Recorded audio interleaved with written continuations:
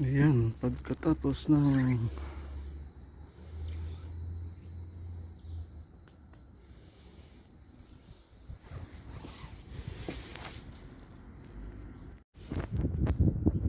ayan oh,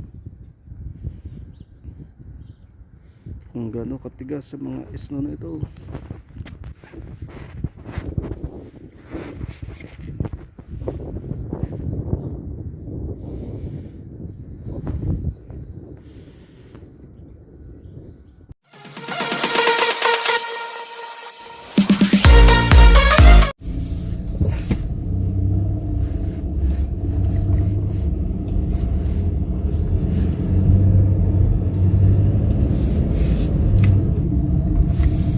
Ayan po, kung nakikita ninyo, puro tambak pa ng isno.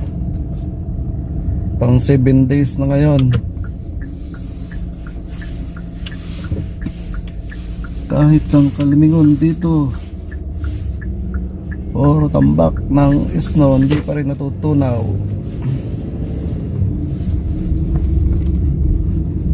Buti na lang, hindi pa nag-i-isno uli. Kasi pag nag-isno uli, matatabunan naman. Wala nang katapusan.